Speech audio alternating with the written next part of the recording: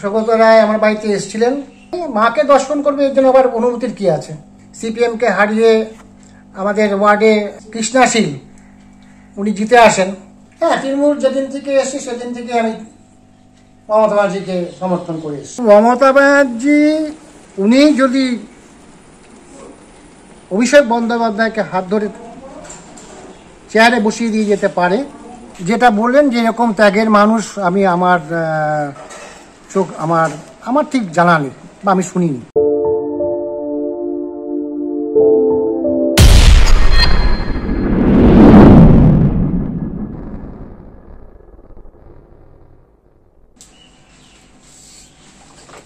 নমস্কার, রাজনৈতিক অরাজনৈতিক চ্যানেলের পক্ষ থেকে আমি অভিক।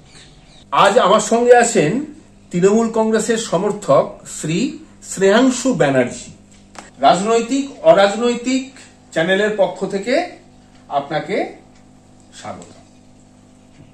নমস্কার। নমস্কার।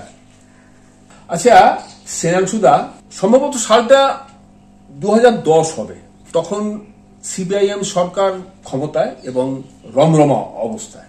ঠিক।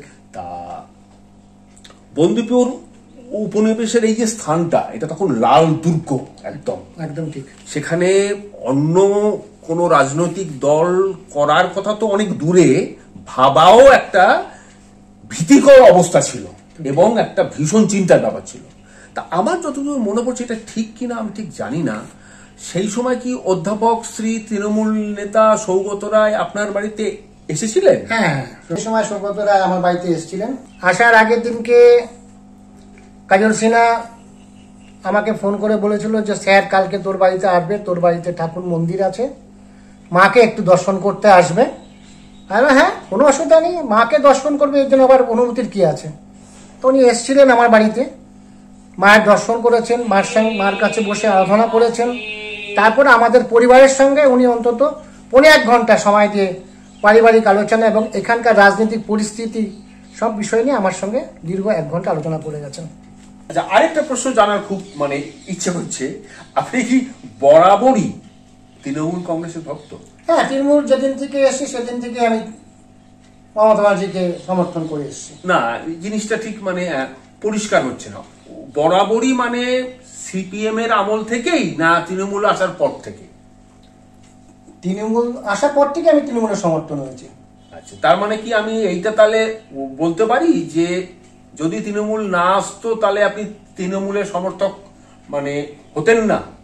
না, তৃণমূল তখনকার দিনে নতুন দল হিসেবে তৃণমূল এসছে, তৃণমূলকে সমর্থন করেছি।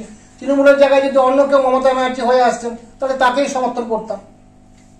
তাহলে কি আপনার মনে কোনো লাল পার্টিকে নিয়ে কোনো ক্ষোভ আছে, কোনো কষ্ট, দুঃখ বা এরকম কিছু আছে? হ্যাঁ, সাধারণ মানুষের মধ্যে অনেক ক্ষোভ সঞ্চয় হয়েছিল বলেই তো 34 বছরে বাম জামানা শেষ হয়ে গেল। আপনার উপরে কি এসেছিল অ্যাটাক, নাকি আসেনি? অ্যাকচুয়ালি আমাদের সেই সময় সাধারণ মানুষ হিসাবে মানুষ বলে আর মানুষ পার্টি মনে করতো না, মানুষকে মানুষ বলে আর মনে করতো না। নিচুতলার কর্মীরা তখন একটা হিংস্র জায়গায় চলে গেছিল গিয়ে, যার জন্য 34 বছরের বাম জামানা শেষ হয়ে যায়। মানুষকে তারা মানুষ বলে মনে করতো না। কোনো রাস্তাঘাটে কোনো কথা বলা যাবে না, পার্টির বিরুদ্ধে কোনো কথা বললেই আমরা তখন খারাপ হয়ে যাব, খারাপ হয়ে যাচ্ছি, মানুষ আক্রান্ত হয়ে যাচ্ছে গিয়ে। বিভিন্ন কারণ, এই সমস্ত কারণের জন্য আজকে বামফ্রন্ট সরকারকে চলে যেতে হয়েছে। তৃণমূল সরকার ক্ষমতায় আসার পর আমি নিজে দেখেছি এই বন্দিপুর উপনিবেশে প্রচুর উন্নয়ন করেছে, প্রচুর, এবং এখনো সেই ধারাবাহিকতা আছে। তা এতে আপনার কি ভূমিকা আছে যদি একটু বলেন, খুব ভালো হয়। দেখুন, আমার ভূমিকা বলতে তৎকালীন সেই সময় আমাদের ওয়ার্ডের কাউন্সিলর হিসাবে সিপিএমকে হারিয়ে আমাদের ওয়ার্ডে নামটা হচ্ছিল কৃষ্ণাশীল উনি জিতে আসেন, এবং কৃষ্ণাশীল জিতে আসার পর উনি আমার কাছে আসেন এবং আমার বাড়িতে বসেন, দীর্ঘ আলোচনা এই এলাকার উন্নয়নের জন্য টুকাই কী করা যায় না যায়, কোনটা করলে আগে ভালো হয়। উনি কিন্তু আমার কথাটাকে ভীষণভাবে গহন জায়গায় নিয়ে গেছিলেন, যেটা আমার খুব ভালো লেগেছিল। তার সঙ্গে আমার অনেক সময় অনেক মতের অমল হতো ঠিকই, কিন্তু আমার মতের মিলও হতো। আমার এলাকাতে বহু রাস্তাঘাট কাঁচা অবস্থায় ছিল, যেরকম আমার বাড়ির পাশে একটা বিরাট রাস্তা আছে, ডাইনে বায়ে, আমি ওনার হাত ধরে দাঁড়িয়ে থেকে এই আমাদের এলাকায় এই কাজকর্মগুলো আমরা করিয়েছিলাম। এটা আমাদের বড় সফলতা আমরা পেয়েছি তৃণমূল আসার প্রথম 5 বছরের প্রথম কাউন্সিলরের হাত থেকে, কৃষ্ণাশিলের হাত ধরে। তাহলে একটা কথা কিন্তু আপনাকে স্বীকার করতেই হবে, এটা মানে আপনি এড়িয়ে গেলে কিন্তু হবে না। এই যে বললেন যে আপনাদের বাঁ পাশে বাড়ির এবং ডান পাশের বিরাট মানে কাঁচা রাস্তা ছিল, সেগুলো সব পাকা হয়েছে, আপনি নিজে দাঁড়িয়ে থেকে করেছেন, তাহলে আপনাদের ভূমিকা তো আছেই, আপনার ভূমিকাও কিন্তু অস্বীকার করা যাবে না। এটা কিন্তু আমি আপনাকে বলছি, আপনি না করছেন যে আমরাও, আপনি বলছেন, আমি মানছি আমরা কোনো কাজ একা হয় না, সবাই মিলি করতে হয়, কিন্তু লিডারশিপ থাকে একজন, তিনি ঠিক মতো পরিচালনা না করতে পারলে কাজটা হয় না, সেই লিডার কিন্তু আপনি। অতএব আপনি সমর্থক হলেও আর আমি কিছু বললাম না, আমি এখানে ব্যাপারটাকে ইতি করলাম। আরেকটা প্রশ্ন আমার জানার খুব ইচ্ছা, সেটা হচ্ছে আপনার বড় দাদা শ্রদ্ধেয় এবং এখন তিনি নেই, উদয় বন্দ্যোপাধ্যায়, তিনি ছিলেন তখন সিপিএম পার্টির একজন নামকরা লিডার, তার নেতৃত্বে প্রচুর কাজ হয়েছে, উনি ওয়ার্ড কমিটি তৈরি করেছিলেন, করে নিয়ে একদম বেছে বেছে রাস্তাঘাট, কার কি অসুবিধে সুবিধে সবকিছু উনি কিন্তু করেছিলেন লোক নিয়ে। কারণ উনি একটা কথা বারবার বলতেন যে জনগণ নিয়ে সবকিছু, জনগণ বাদ দিয়ে নয় একদম। আর সেই মুহূর্তে সেই জায়গায় উদয় ব্যানার্জি না বলে আমি বলবো লাল পার্টির একজন অত বড় দোর্দণ্ড প্রতাপ নেতা আপনার কয়েকটা বাড়ি পরেই আছে, সেখানে আপনি সৌগত রায় সাহেবকে বাড়িতে আনছেন, কথা বলছেন, চলে যাচ্ছেন, আপনি তৃণমূলের দিকে টার্ন নিচ্ছেন, আপনার উপর কোনো অত্যাচার, মেন্টাল টর্চার, অপমান অসম্মান হয়নি? মেন্টাল টর্চার আমার পরিবার অনেক হয়েছে। সৌগত রায় চলে যাওয়ার পর দলের সমস্ত কর্মীরা যখন সবাই চলে যায়, আমি যখন বাড়ির থেকে বেরোই, আমার ক্লাবের পাশে আমাকে বেশ কিছু মানুষ ধরে একরকম জোরালোভাবে থ্রেটই করেছিল, তুই এলাকায় তৃণমূলটাকে সেন্টার করে দিচ্ছিস, এত বাড়ির লোক থাকতে তোর বাড়িতে লোক আসলো। তা আমাকে অনেক রকম হ্যাগেল করতে, আমি সেই হ্যাগেল আমি ওভারকাম করে, মানে ওই যে আমার উপর প্রেশারটা যখন করলো, তখন মনে আমার জিত চেপে গেছিল যে না, আমি যদি দলটা নাও করে থাকি তাহলে আমি এই দলটাই করব। কারণ মানুষের বাড়িতে মানুষ আসতেই পারে, আর আসার অপরাধটা কি আছে? একটা মানুষ আমার বাড়িতে এসছে বলে আমি আক্রান্ত হয়ে যাবো কি? তা সেদিন থেকে কিন্তু আমি আরো জোরালো সিদ্ধান্ত নিয়েছিলাম যে না, আমি এই দলটাই করব। এবং এটার জন্য আজকে আমার বলতে নেই, আজকে আমার সত্যি আমার দাদাও চলে গেছেন, আমার দাদার প্রতিও প্রচণ্ড প্রেশার এসেছিল এবং দাদাকে প্রচুর লাঞ্ছনা হতে হয়েছিল যে আপনার ভাইয়ের বাড়িতে তৃণমূলের জনসভা, আপনি কি করছেন? তাই এটা নিয়ে আমার দাদা আমাকে পার্সোনালি আমার সঙ্গে অনেকবার কথা বলেছে, এলাকার বাইরে গিয়ে কথা বলেছে। তা আমি দাদাকে একটা কথাই বলেছিলাম যে দাদা, আজকে তোর পুরো এই প্রেশারটা আসলো, একটা মানুষ একটা দলকে ভালোবাসতে পারে, যে আমি হোক বা যেই হোক না কেন, তার জন্য তোকে কৈফিয়ত দিতে হবে কেন? এই কৈফিয়ত আজ, আর এই কারণের জন্যই তোকে আজকে একটা কথা বলে দিচ্ছি, এই বছরের নির্বাচনে সিপিএম কিন্তু আর থাকবে না, যাবেই যাবে। আজ তোকে আমি বলে দিলাম, তোকে পার্টি যা খুশি বলুক, আমি আর এখান থেকে ফিরতে পারবো না, আর তোকেও শক্তভাবে থাকতে হবে। তুমি তোমার রাজনীতির জায়গায় থাকো, আমাকে আমার জায়গায় থাকতে দাও। আপনার বলার ভঙ্গি, আপনার উত্তর এত সাবলীল, আমি মোটামুটি অনেকদিন ধরেই ইন্টারভিউ নিয়ে যাচ্ছি, ক্যামেরার সামনেও কাজ করেছি অনেক, সত্যি কথা সাহসের সাথে সাদাকে সাদা বলা, কালোকে কালা বলা, এটা কিন্তু এই প্রথম আপনার থেকে আমি পাচ্ছি। জানি না এই শক্তিটা আপনি কোত্থেকে পেলেন, এটা আমি জানি না, এরকম এইভাবে কেউ কথা বলেনি, সবাই রেখে ঢেকে গার্ড নিয়ে রেখেছে, কিন্তু আপনি একদম ওপেন পরিষ্কার কথা বলেছেন এবং এটা সত্যিই ঠিক। একজন ভারতের অধিবাসী, সে তার ইচ্ছা মতো যে কোনো রাজনৈতিক দল সে করতে পারে, সেটা করার তার রাইট আছে, ভারতীয় সংবিধানেই আছে, সেখানে আমি আপনাকে থ্রেট করতে পারি না, এবং যারা থ্রেট করেছে তাদের ফল আজকে তারা ভুগছে। এটা খুব মানে দুঃখজনক ঘটনা। আচ্ছা, এবার একটা অন্য প্রশ্নে আসছি। আগামী দিনের তৃণমূলের নেতা এবং মুখ্যমন্ত্রী হিসেবে কি আমরা শ্রদ্ধেয় অভিষেক বন্দ্যোপাধ্যায় কি ভাবতে পারি? দেখুন, আমি এখনো মমতা ব্যানার্জিকে নিয়ে ভাবছি।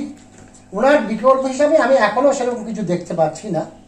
তবে হ্যাঁ, অবশ্যই তারও বয়স হচ্ছে, কারণ পার্টির হাল ধরার জন্য তাকে একজনকে দায়িত্ব দিতেই হবে। সেই দায়িত্ব হিসাবে অভিষেক বন্দ্যোপাধ্যায় তো অবশ্যই ম্যাচিউর, এবং আগামী দিনে উনি আরো বড় ম্যাচিউর জায়গায় যাবেন এই বিশ্বাস আমাদের আছে। আজকের আনন্দবাজার পত্রিকার 5 নম্বর পৃষ্ঠায় আছে, শ্রদ্ধেয় অভিষেক বন্দ্যোপাধ্যায় বলেছেন যে 21শে জুলাই যে জনসভাটা হতে যাচ্ছে সেখানে সমস্ত ছবি, মানে পোস্টার, ব্যানার, এতে সমস্তটাতেই ছবি থাকবে শ্রদ্ধেয়া মুখ্যমন্ত্রী মমতা বন্দ্যোপাধ্যায়। স্বাভাবিকভাবেই সবাই প্রশ্ন করছে কেন। তখন উনি বলেছেন যে পরিপ্রেক্ষিতে এই জনসভাটা হবে বা এতদিন ধরে হয়ে আসছে, যখন এটা শুরু হয়েছিল তখন আমি রাজনীতিতেই আসিনি, রাজনীতিতে আমি মানে এন্ট্রি নিই, তাহলে আমার ছবি থাকবে কেন। এরকম ত্যাগের কথা, এতটা পরিষ্কার মনের মানুষ আপনি এর আগে কোনদিন কাউকে পেয়েছেন? যেটা বললেন যে এরকম ত্যাগের মানুষ আমি আমার ঠিক জানা নেই বা আমি শুনিনি। খড়দার বর্তমান প্রিয় নেতা বা নেত্রীকে আপনার কাছে বর্তমান আছেন, নীলুদি আছেন চেয়ারম্যান হিসাবে। আচ্ছা, 2026 সালে উন্নয়নের হাত ধরে তৃণমূল কংগ্রেস কি আবার ক্ষমতায় আসতে পারে, না অন্য কোনো দল আসবে? আপনার কি মানে ধারণা, রাজনৈতিক ধারণা, চিন্তাধারা? এই জায়গাতে একটা প্রশ্ন, যে নিচুতলার কর্মীদের একটা কথা আছে, বলে মমতা ব্যানার্জির মুখ থেকে ভোট হয়, এটা যেরকম ঠিক অতীব সত্য কথা, কিন্তু আমাদের নিচুতলার কর্মীদেরও আমাদের ঠিক সেইভাবেই চলা উচিত এবং সেভাবে মানুষের সঙ্গে মেশা উচিত, এবং আমাদের তাদেরকে বোঝানো উচিত যে মমতা ব্যানার্জি যেভাবে উন্নয়নের কাজের যে একটা চেষ্টা, এটা সঠিকভাবে নিচুতলার মানুষকে বোঝাতে হবে। মানুষকে সঠিকভাবে যদি আমরা মানুষকে বুঝাতে পারি, তাহলে এই মুহূর্তে এখনো রাজনৈতিক পরিস্থিতি যা দেখা যাচ্ছে তাতে কম বেশি হলেও তৃণমূলই 2026-এ আসছে, ক্ষমতায় আসছে। কিন্তু এখানে নিচুতলা কর্মীদের কিন্তু একটা বড় ভূমিকা, মানুষের সাথে সুসম্পর্ক, ভালোভাবে ব্যবহার, ভালোভাবে রাখা, এটা অবশ্যই দরকার। ধুমধাম কোনো ডিসিশন নেওয়া যাবে না, কেউ ভুল করলেও তাকে ক্ষমা মার্জনা করা হবে, তার সঙ্গে মিশতে হবে। মানুষ যদি মানুষের সাথে সঠিকভাবে মিশতে পারে, তাহলে 2026-এ আবারও বলছি কম বেশি হলেও মমতা ব্যানার্জি আসছে। বীরভূমে এই যে শ্রী অনুব্রত মণ্ডল এত কথা বলেন এবং মানুষকে ঘুরিয়ে থ্রেড দেন, এটা কি উনি ঠিক করছেন? আপনার কি মনে হয়? এটা রাজনীতিক বড় ব্যাপার, এখানে আমার কিছু বলার নেই। উনি একজন বড় মাপের নেতা বীরভূমের হয়েছে, তবে কথা না বললেই ভালো, দলের পক্ষে ভালো, দলের পক্ষে মঙ্গল। কারণ কখনো কখনো এমন কিছু কথা হয় যেটা দলকে বিভ্রান্ত করা হয়, এটা না হলেই ভালো। শ্রদ্ধেয়া মুখ্যমন্ত্রী মমতা বন্দ্যোপাধ্যায় একদিন, আজ না হোক কাল, অবসর তো তাকে নিতেই হবে, মানে বয়সের ভারে। তখন কি তৃণমূল কংগ্রেস দলটা থাকবে? আপনার কি মনে হয়? তৃণমূল দলটা থাকবে কি থাকবে না সেটা হচ্ছে পরের কথা, কিন্তু মমতা ব্যানার্জি থাকাকালীন উনি যদি অভিষেক বন্দ্যোপাধ্যায়কে হাত ধরে চেয়ারে বসিয়ে দিয়ে যেতে পারে, তাহলে সেটা দলের পক্ষে ভালো হবে। উন্নয়নের ধারাটা অব্যাহত রাখতে কারা রাজ্যে আসলে ভালো? বিজেপি না টিএমসি যে আছে তারাই না সিপিএম? কারণ বিজেপি বলছে ডবল ইঞ্জিন, কেন্দ্রেও ওরা বিজেপি, রাজ্যেও যদি বিজেপি এসে যায় তাহলে সাধারণ মানুষ ডবল ইঞ্জিন পাবে, তাতে তাদের উন্নয়নটা আরো এগিয়ে যাবে। এটার ব্যাপারে আপনার কি? দেখুন, এখানে যেটা বলার যে ডবল ইঞ্জিন যে কথাটা, হ্যাঁ ওনারা যেখানে আছেন ওখানে কি হচ্ছে না হচ্ছে ওনারাই জানেন। আমাদের বাংলায় আমরা দেখছি ওনারা বিরোধী আসনে যে বসে আছেন, সেখানে বিরোধী হিসাবে তাদের যে ভূমিকা সেই ভূমিকা বাংলার মানুষ কিন্তু সেইভাবে এখনো পর্যন্ত বুঝে উঠতে পারলো না যে আমরা এই দলটাকে যদি সত্যিকারে নিয়ে আসি এদের থেকে সত্যিকে আমরা এটা পাবো, এই বিশ্বাসটা কিন্তু আমরা এখনো অর্জন করতে পারিনি সাধারণ মানুষ। খুব পরিষ্কার উত্তর, ক্লিয়ার উত্তর।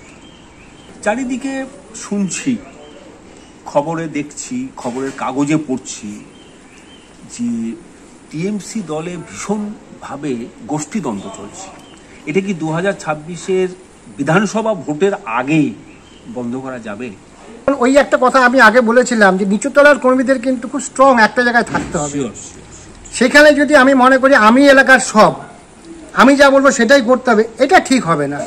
আমার মনে হয় সবাইকে নিয়ে, দল তো একটা, মমতা ব্যানার্জি, সবাইকে একটা রাস্তা একভাবে সবাইকে চলতে হবে। সেটা যদি আমরা একটা জায়গায় সবাইকে মিলিয়ে আমরা চলতে পারি তাহলে 2026টা আমাদের কাছে খুব একটা কঠিন হবে না। কাকে পছন্দ, শ্রদ্ধা মমতা ব্যানার্জি না শ্রদ্ধেয় অভিষেক বন্দ্যোপাধ্যায়? মমতা ব্যানার্জি। শ্রী অনুব্রত মণ্ডল না শ্রী কাজল সেন? মমতা ব্যানার্জি। অনুব্রত মণ্ডল না কাজল সেন? আচ্ছা, আমাদের খর্দার প্রয়াত শ্রী কাজল সিনহা না প্রয়াত শ্রী তাপস পাল?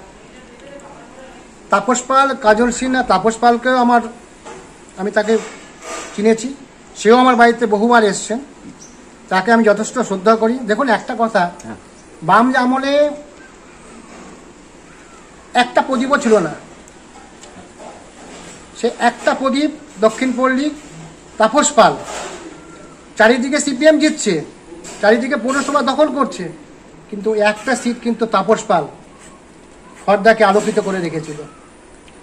আজকে তৃণমূল খর্দায় বড় হতে পারে, তাপস পালকে হয়তো অনেকে ভুলে যেতে পারে, কিন্তু তাপস পালকে কিন্তু স্মরণ করতে হবে যে একটা বাতি কিন্তু উনিই জ্বলিয়ে রেখেছিলেন, আর সেই একটা বাতির থেকে কিন্তু আজকে হাজারটা বাতি খর্দার হরাতে জ্বলে উঠেছে। অনেকদিন ধরে ইন্টারভিউ নিচ্ছি, যতটুকু আমি জানি আপনার মতন এত স্পষ্টভাবে, এত সুন্দরভাবে গুছিয়ে পরিষ্কার মনের কথাটা বলা এরকম লোক আমি পাই না। তাই আমাদের চ্যানেলের পক্ষ থেকে আপনাকে অসংখ্য ধন্যবাদ এবং আপনাকে আমার সশ্রদ্ধ প্রণাম।